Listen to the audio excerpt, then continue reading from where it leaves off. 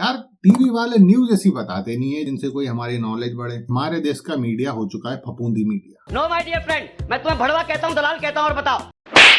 वो खाली पैरासाइटिक हो रहा है और हमको धेले भर की इंफॉर्मेशन जो हमारे काम की है वो देता नहीं। वो खाली टीआरपी के लिए काम कर रहा है और गोदी मीडिया उसका नाम पड़ चुका है। तो अभी हम ऐसी कुछ बात करने वाले हैं न्यूज़ों के बारे में जो कि हमारे लिए महत्वपूर्ण हो सकती है, इंपोर्टेंट हो सकती हैं, लेकिन थोड़ा फनी वे में हम उन पर बात करेंगे तो उनको दिल पे मत ले लेना तुम भाई, समझ रहे हो। सबसे पहले तो बड़ी घटना यही हो गई कि सीजीआई के घर गणेश मूर्ति पूजन में जो है वो नरेंद्र मोदी स्वयं पहुंचे। स्वागत तो करो हमारा। और पहुंचे तो पहुंचे, अपना कैमरा लेकर के पहुंचे। नरेंद्र मोदी साहब आरती कर रहे हैं और हमारे सीजीआई सुप्रीम कोर्ट के चीफ जस्टिस ऑफ इंडिया जो है वो आरती गा रहे हैं। देख करके बड़ा मतलब ऐसा लगा कि भक्तिमय माहौल हो चुका है। सारे अंग सरकार के आपस में कितना भक्तिमय तरीके से मिल रहे हैं, एक दूसरे के पूजा पाठ में जा रहे हैं, एक दूसरे से बातचीत कर रहे हैं और देश को जो है वो सब मिलजुल कर चलाने का कोशिश कर रहे हैं। अपोजिशन को इससे दिक्कत हो गई कि भाई प्राइम मिनिस्टर क्यों पहुंच गया सीजीआई के घर, इससे अकेले क्यों पहुंच गए, फिर सेपरेशन ऑफ पावर का क्या होगा। फिर जो सुप्रीम कोर्ट में सरकार खुद जो एक पार्टी होती है जिसके अगेंस्ट में केस चलते हैं, तो फिर सीजीआई के फैसलों में कहीं पक्षपात तो नहीं होगा, क्योंकि पूजा जो है वो बहुत ही पर्सनल मैटर होता है।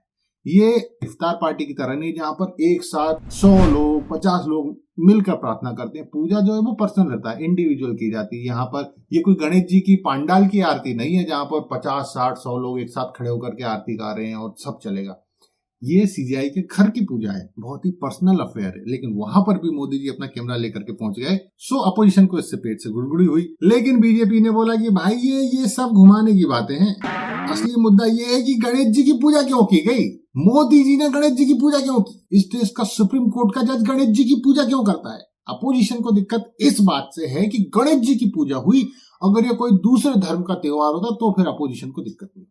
और मीडिया ने भी, जो कि गोदी में बैठने का आनंद ले रही, उसने भी इसी एंगल को चलाया कि गणेश जी की पूजा से पेट में दर्द इफ्तार पार्टी से दलाल। ये टोटल बुलशिट है भाइयों बहनों। मुद्दा केवल इतना है कि संविधान में हमारे लिखा गया है कि सेपरेशन ऑफ पावर होना चाहिए तीनों अंग के अंदर, लेजिस्लेटर, एग्जीक्यूटिव और जुडिशरी। खास करके जुडिशरी को जो है वो इन दोनों अंग से दूर रहना चाहिए, क्योंकि उसका काम है न्याय देने का, उसका काम है बिगैर किसी के इन्फ्लुएंस में आने के न्याय देने का, जनता के लिए संविधान की रक्षा करने का।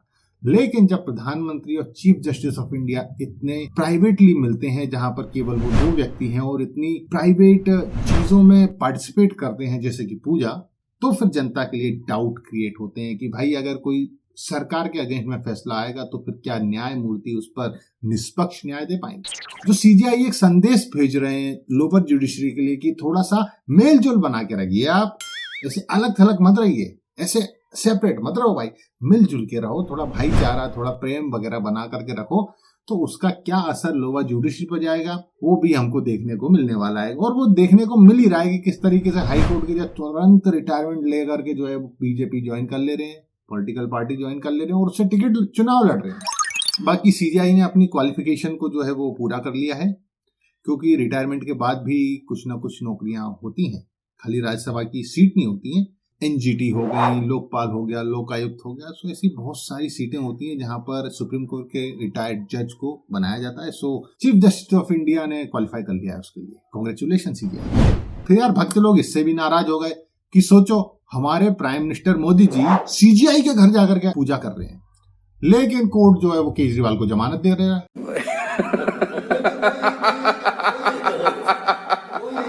जब हमारे मोदी जी बोल रहे हैं कि वो भ्रष्टाचारी है तो फिर कोर्ट क्यों नहीं मान रहा। देखिए कि भाई उसका सबसे बड़ा जज तो हमारे मोदी जी के साथ में कितना कोजी पूजा कर आरती गा रहे हैं और सुप्रीम कोर्ट छोड़ दे रहा है वो केजरीवाल जी को। क्यों छोड़ रहा है भाई, जब मोदी जी ने बोला कि वो भ्रष्टाचारी है तो है, फिर हाँ या ना की बात ही नहीं उठती।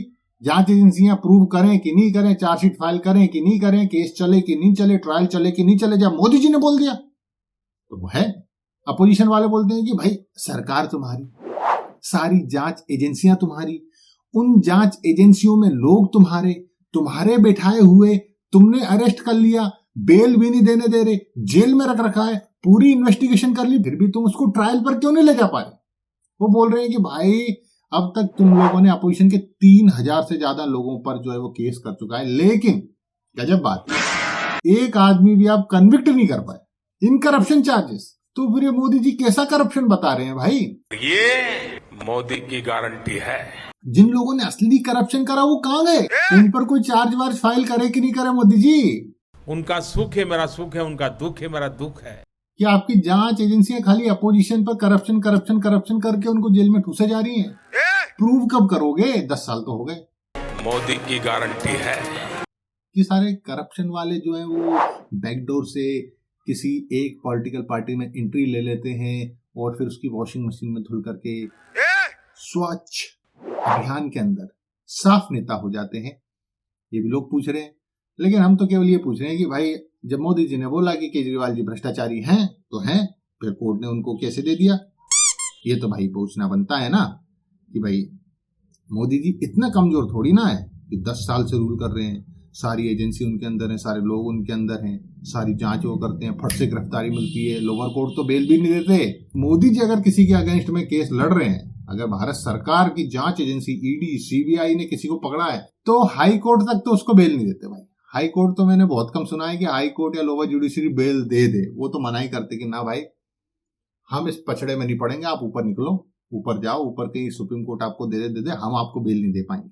बेल मिल जाती है और सभी को मिल जाती है, मनीष सिसोदिया को, संजय सिंह को, केजरीवाल को, के कविता को, सबको बेल मिल जा रही है। वो सबको भ्रष्टाचारी बोले थे मोदी जी, तो या तो ये हो सकता है कि इनकी जांच एजेंसियां निकम्मी हैं, या फिर मोदी जी जो है वो कैपेबल लोगों को उसमें बिठा नहीं पा रहे जो कि उनका काम कर सकें, या फिर ये लोग निर्दोष हैं और इन पर झूठे आरोप लगाए गए हैं, मुझे क्रेडिट नहीं चाहिए, या फिर मोदी जी झूठे हैं। तीनों में से एक सिचुएशन, क्योंकि ये ट्रायल तो आप सबको पता है कि कभी पूरे होने नहीं है।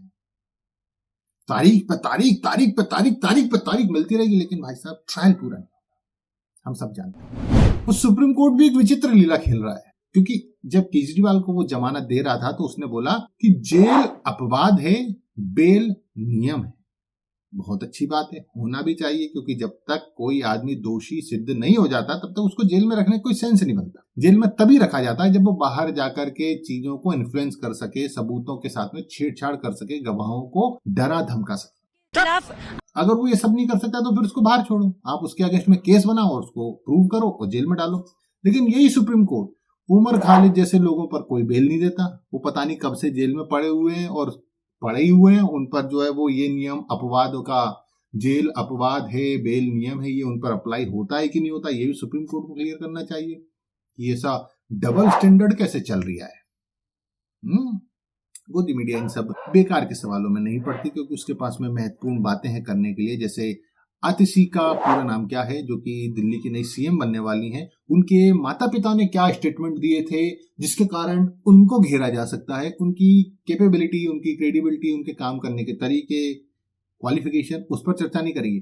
उनके माता पिता ने ये कहा था तो फिर इनने उसका क्यों नहीं विरोध करा, दलाल, इस पर बात करेंगे। धर्म पर, जाति पर बात करेंगे। काम की तो ऐसी हालत हो रही है कि मिडिल क्लास जो है वो काम कर करके उसकी रीढ़ की हड्डी टूटी जा रही है, वर्किंग आवर बढ़ते जा रहे हैं, काम करते जा रहा है, मुश्किल से जो है वो अपने सपनों को पूरा कर रहा है, बेचारा अपनी बेसिक नीड को ही पूरा करने में लगा हुआ है, और उस पर निर्मला ताई आ जाती है, बोले बेटे हफ्ता किधर है हफ्ता, टैक्स भरो तुम। अभी जो है एक नई रिपोर्ट निकल के आई है कि कॉर्पोरेट का टैक्स जो है, जो बड़ी बड़ी कॉर्पोरेट कंपनियां टैक्स भरती थी वो कम हो रहा है, भाइयों बहनों, और जो डायरेक्ट टैक्स है वो बढ़ रहा है। मुझे क्रेडिट नहीं चाहिए। मतलब जो कंपनियां लाखों करोड़ों अरबों कमा रही हैं वो कम टैक्स पे कर रही हैं, और जो लोग टैक्स भर रहे हैं जो कि सैलरी पर, उनका जो है वो टैक्स बढ़ते जा रहा है। मुझे क्रेडिट नहीं चाहिए। लेकिन इसमें मीडिया क्या बता रहा है कि देखिए अमृत काल में कंपनियों के धंधे कम हो रहे हैं लेकिन मिडिल क्लास की इनकम बढ़ रही है। वो ये नहीं बता रहा है कि कंपनियों के टैक्स रेट कम किए गए हैं, इसके लिए उनके टैक्स में कमी आई है, 30 से 25 किया, 25 से 22% कर दिया गया। वहीं पर मिडिल क्लास का जो वो टैक्स स्लैब है वो वहीं का वहीं बना हुआ है। टैक्स तो बढ़ेगा ही। निर्मला ताई जी थोड़ी कृपा करो, हम मिडिल क्लास ने क्या जुल्म किया है कि ऊपर से भी मारे, नीचे से भी मारे, कटे तो कटे बेचारा, हम जाए कहाँ। काम कर करके थक गए, चेहरे मुरझा गए, आंख के नीचे काले गड्ढे आ गए, लेकिन फिर भी बेसिक नीड ही पूरी हो रही है। स्लेवरी मैडम बंद हो चुकी है, आप थोड़ा सा उस पर गौर कीजिए। मोदी की गारंटी है। क्योंकि महंगाई इतनी ज्यादा बढ़ चुकी है कि अब उसको झेल पाना टफ हो रहा है।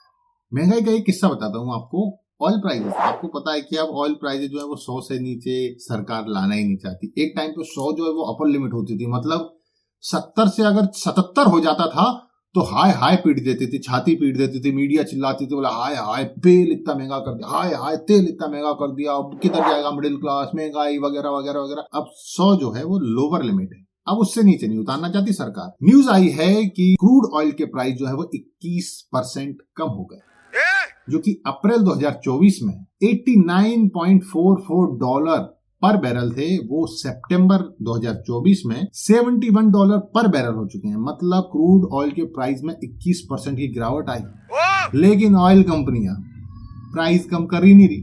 मतलब हम तो पेट्रोल डीजल उसी रेट पर खरीद रहे हैं। देखो ये भी अच्छी बात है ना कि जैसे ही ऑयल प्राइस बढ़ते हैं तो ऑयल कंपनियां बोलती है कि हम तो डायनामिक रेट पर काम करते हैं, इंटरनेशनल मार्केट में प्राइस बढ़े तो हमको इधर प्राइस बढ़ाने पड़ेंगे। लेकिन जब इंटरनेशनल मार्केट में प्राइस कम होते हैं तो ये लोग कम नहीं करते। मतलब ऐसा कैसा डायनामिक है जो केवल ऊपर जाता है, नीचे नहीं जाता। वैसे ऐसा बोला जाता है कि reality is more stranger then A fiction, और ऐसा सुनने में भी आया। किस्सा यूं है कि श्रीनगर में एक व्यक्ति के अगेंस्ट में रेप के चार्जेस लगे। होता यूं है कि रेप के चार्जेस पे लगते हैं, उसको इंटरिम जमानत नहीं दी जाती है, उसको अरेस्ट किया जाता है और उसके बाद में जो भी कार्रवाई होती है वो की जाती है। लेकिन श्रीनगर के हाई कोर्ट ने उसको इंटरिम जमानत दे दी, ये कहते हुए कि इनको अरेस्ट करने से इनकी प्रतिष्ठा को खतरा है, इनकी प्रतिष्ठा को धक्का लगेगा, इसके लिए इनको हम अग्रिम जमानत दे रहे हैं। भाई साहब इंडियन एयरफोर्स में विंग कमांडर हैं और उन पर लगे रेप के चार्जेस। कोर्ट ने बोला कि विंग कमांडर हैं भाई साहब, अगर हम इनको अरेस्ट करेंगे तो इनकी प्रतिष्ठा को धक्का लगेगा, इसके लिए हम इनको अग्रिम जमानत दे रहे हैं। कौन है ये लोग, कहां से आते हैं ये? तो अगर आप कोई क्राइम करते हैं और आप प्रतिष्ठावान व्यक्ति हैं तो आपको अग्रिम जमानत मिल सकती है। अभी मजा आएगा ना। कि केवल अगर आपने एक्सीडेंट कर दिया है तो केवल एक ऐसे लिख दो, ओके चलता है। महंगी कार थी आपकी, वो लोग मूर्ख थे जो रोड पे चल रहे थे, गरीब लोग। जब महंगी कार पीछे से आ रही है तो सामने स्कूटर लाना चाहिए क्या आपको? क्या सोच है रे तेरी? एक्टिवा लानी चाहिए सामने आपकी, 1 लाख रुपए की गाड़ी, हटाओ उसको साइड में। ऐसे लिख के निकल जाएंगे लोग, गलत बात है ये। वो तो बचे नहीं तो उनपे केस हो जाता है कि तुम इतनी महंगी गाड़ी के सामने कैसे आ गए, तुम पे केस बनता है। भाई देश अमीर हो रहा है और आप उसके रास्ते में जो है वो अपनी खटारा डिब्बी लेकर के आ जाते हो, जिसकी तरक्की में आप बाधा बनना चाह रहे हो, केस किया जाएगा आपके लिए। तो ऐसा कोर्ट कर सकते हैं आने वाले टाइम में। कुछ भी हो सकता है भाई, मृत काल चल रहा है इस समय देश का, सो उम्मीद तो कुछ भी की जा सकती है, आशंकाएं तो बहुत सारी चीज की हैं और कुछ भी घट सकता है। तो सबके लिए जो है वो अपना दिल जिगर थाम के बैठिए, जोर जोर से बोल के लोगों को स्कीमें बता दे, क्योंकि अब जो देश जो है वो विकास के प्रगति पथ पर जो है वो दौड़ रहा है, सरपट खचर। वैसे चुनाव का सीजन लौट आया है और हरियाणा जम्मू कश्मीर में इलेक्शन होने वाले हैं, तो मोदी जी अपना जो है वो थोड़ा सा डिप्लोमेटिक टूरिज्म करके, पर्यटन करके आ चुके हैं चुनावी मैदान में, और उन्होंने दनादन एक के बाद एक रैलियां करना शुरू कर दिया है। really amazing। अब हरियाणा में क्या होता है, जम्मू कश्मीर में कैसे इलेक्शन होते हैं, वो तो जब वोटिंग पड़ेगी और उनके रिजल्ट आएंगे तभी उसके बारे में पता चल जाएगा। लेकिन मोदी जी इस बार थोड़े ठंडे लग रहे हैं यार। मेरे को समझ नहीं आ रहा कि उनका मन नहीं हो रहा है, कि उनका मन भटक गया है, कि यार अब तो मन नहीं लगता किसी चीज में, ऐसा कुछ हो रहा है। मोदी जी से एक बात तो उम्मीद की जाती है कि हार तो नहीं मानेंगे, मोदी की गारंटी है। और ये बहुत अच्छी क्वालिटी है जिसको हम सबको अप्रिशिएट करना चाहिए कि हार नहीं मानूंगा, रार नहीं ठानूंगा, काल के कपाल पर लिखता हूं, मिटाता हूं, मैं गीत यही गाता हूं, मैं गीत यही गाता हूं। टोंक के जाल में फंस गए ना, बड़े बेवकूफ हैं आप लोग, खामखा इधर उधर भटक रहे हैं। ठीक है, एक तो लाइक और शेयर ठोक दीजिए, महाकाल का दबा के लाइक और शेयर ठोक लीजिए, 5000 लौटे दिख जाना चाहिए।